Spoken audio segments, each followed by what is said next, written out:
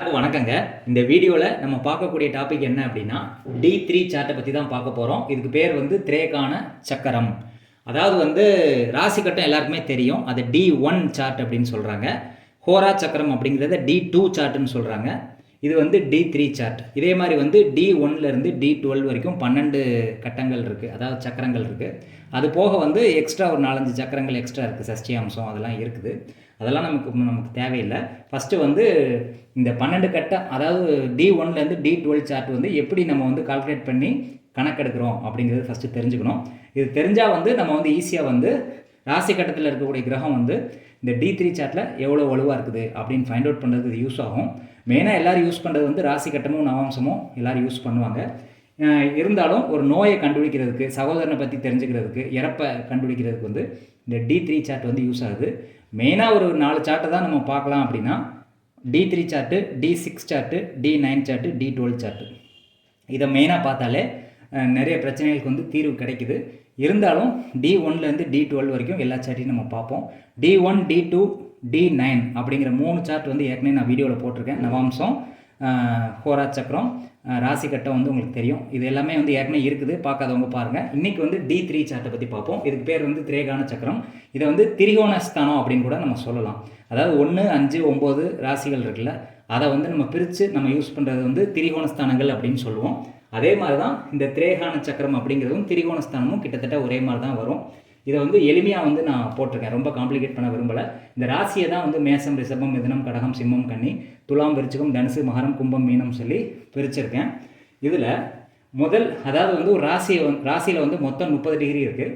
30 degree அப்படின்னா முதல் 10 degree, ரெண்டாவது 10 டிகிரி, மூணாவது 10 டிகிரின்னு சொல்லி 3 விதமாக வந்து நம்ம பிரிச்சுக்கணும்.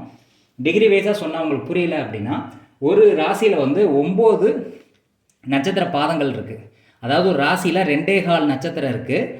அப்போ ஒரு நட்சத்திரத்துக்கு 4 பாதம், 2.25 நட்சத்திரம் அப்படிங்கும்போது ஒரு ராசி கட்டத்தில் 9 நட்சத்திர பாதங்கள் இருக்குது.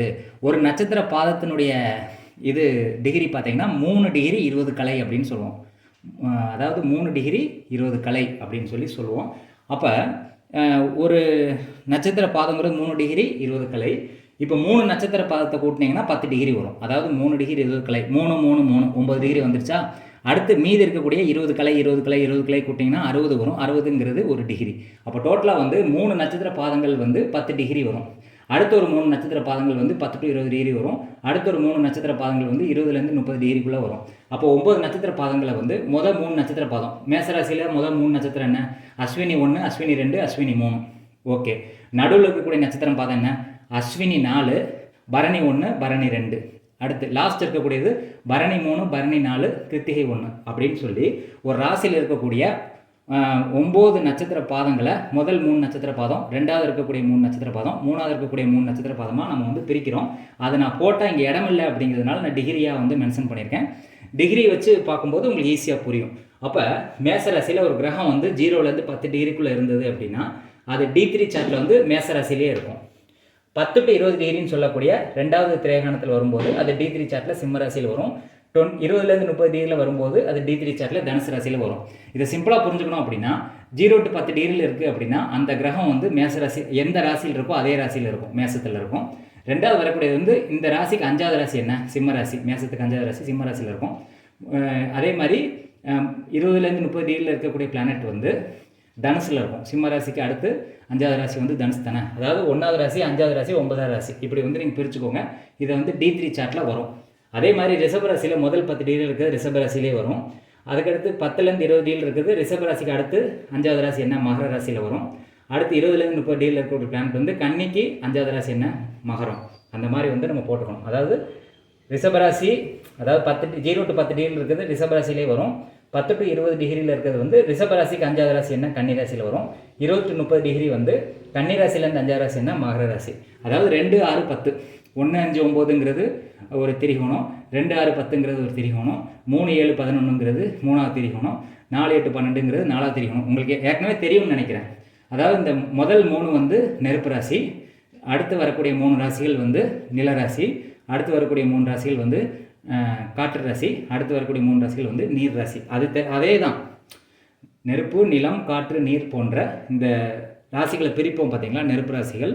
நில ராசிகள், காற்று ராசிகள், நீர் ராசிகள் பிரிக்கிறோம்ல, அதை தான் இங்கே வந்து பிரித்து போட்டிருக்கோம். உங்களுக்கு சிம்பிள் தான், இது பெரிய கஷ்டம்லாம் கிடையாது. அதாவது எந்த கிரகம் 0 to 10 டிகிரியில் இருக்கோ, எந்த ராசியில் இருக்கோ அதே தான் D3 சார்ட்லேயும் இருக்கும். இப்போ சிம்ம ராசியில் 0 to 10 டிகிரியில் சிம்ம ராசியில் ஒரு கிரகம் இருக்குது அப்படின்னா அதே D3 சார்ட்டில் வந்து சிம்ம ராசியில் அதே பிளானட் இருக்கும். அதே இது 10 to 20 டிகிரி அப்படிங்கிற இதில் வந்து ஒரு பிளானட் இருக்குது அப்படின்னா சிம்ம ராசிக்கு 5வது ராசி என்ன, தனுசு ராசியில் அந்த பிளானட் இருக்கும். 20லேருந்து 30 டிகிரியில் வந்து ஒரு பிளானட் இருக்குது அப்படின்னா சிம்ம ராசிக்கு 9வது ராசி என்ன, மேச ராசி. அப்போ 1, 5, 9 அப்படின்னு நீங்கள் தெரிஞ்சுக்கிட்டா போதும். உதாரணத்துக்கு கன்னி ராசியில் 0 to 10 டிகிரியில் பிளானட் இருக்குன்னா D3லையும் கன்னியில் அதே பிளானட் இருக்கும். கன்னி ராசிக்கு 5வது ராசி என்ன, மகர ராசி. அது வந்து 10லேருந்து 20 டிகிரிக்கு இருக்கும். மகர ராசிக்கு 5வது ராசி வந்து ரிஷப ராசி. அது 20லேருந்து 30 டிகிரியில் இருக்கும். இதே மாதிரி வந்து நீங்கள் ஃபில் பண்ணிகிட்டே போகணும். இதை வந்து நீங்கள் நோட் பண்ணி கூட வச்சுக்கோங்க. உங்களுக்கு தெரியறதுக்காக தான் வந்து இங்கே வந்து நான் எழுதியிருக்கேன். இதே மாதிரி ஒவ்வொரு ராசியும் வந்து நீங்கள் கால்குலேட் பண்ணிக்கோங்க. இல்லை சிம்பிளாக புரியணும் அப்படின்னா, இப்போ உதாரணத்துக்கு மீன ராசி வந்து நீர் ராசியா, அப்போ அடுத்து வரக்கூடிய திரேகானம் எல்லாமே நீர் ராசியாக தான் வரும், எழுதி வச்சுக்கோங்க. இப்போ மீன ராசி வந்து நீர் ராசி, அப்போ 0 to 10 டிகிரியில் இருக்கிறது மீன ராசியில் வரும் அந்த பிளானட்டு. அதாவது D3 சார்ட்டில் மீன ராசியில் வரும். மீன ராசிக்கு 5வது ராசி என்ன, அதுவும் ஒரு நீர் ராசி, கடகராசி. கடகராசிக்கு 5வது ராசி என்ன, அதுவும் விருச்சிக ராசி, அதுவும் ஒரு நீர் ராசி. இந்த மாதிரி வந்து நீர் ராசியாக வந்தால் அந்த மற்ற கிரகங்களும் நீர் ராசியிலே வரும்.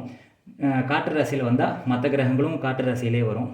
ஆனால் அந்த ராசி மட்டும் மாறுபடும். காற்று ராசி மொத்தம் 3 இருக்கா, மிதுனம், துலாம், கும்பம். அப்போ இது கும்பராசியில் ஒரு பிளானட் 0 to 10 டிகிரி இருக்குன்னா D3லையும் அது கும்பராசியில் தான் இருக்கும். 10 to 20 டிகிரிங்கிறது கும்பராசிக்கு 5வது ராசி என்ன, மிதன ராசி. அது 10 to 20 டிகிரியில் வரும். அதுக்கடுத்து 20 to 30 டிகிரியில் இருக்குது கும்பராசியில் ஃபஸ்ட் பிளானட் இருக்கா, அதுக்கு 9வது ராசியில் வந்து துலாம் ராசியில் அந்த பிளானட் இருக்கும். அதாவது 1, 5, 9. நீங்கள் ஒவ்வொரு ராசிக்கும் அடுத்து 5வது ராசி, அடுத்து 9வது ராசி. இந்த ராசிக்கு இது 5வது ராசி, இந்த ராசிக்கு இது 5வது ராசி. அப்போ 1, 5, 9, 1, 5, 9 இப்படி ஒவ்வொரு பிளானட் இருக்கக்கூடிய ராசியிலேருந்து 5வது ராசி 9வது ராசியாக நீங்கள் வந்து பிரித்து D3 சார்ட்டை வந்து ஃபார்ம் பண்ணணும். இது ரொம்ப எளிமை தான். இதை வந்து சார்ட்டாக வந்து நான் போட்டிருக்கேன். இப்போ ராசி கட்டத்தில் இருக்கக்கூடிய பிளானட்ஸ் வந்து D3 சார்ட்டில் எங்கெங்கே இருக்குது அப்படின்னு சொல்லி நம்ம போட்டுட்டு அதை வச்சு நம்ம வந்து பலன் சொல்லணும். அவ்வளோதான் கான்செப்ட்டு. இதை வச்சு பலன் சொல்கிறது எப்படி அப்படிங்கிறத வரும் வீடியோக்குள்ளே பார்ப்போம். இப்போ D3 சார்ட் எப்படி வடிவமைக்கணும் அப்படிங்கிறது உங்களுக்கு கண்டிப்பாக புரிஞ்சிருக்கும்னு நான் நம்புகிறேன். நன்றி, வணக்கம்.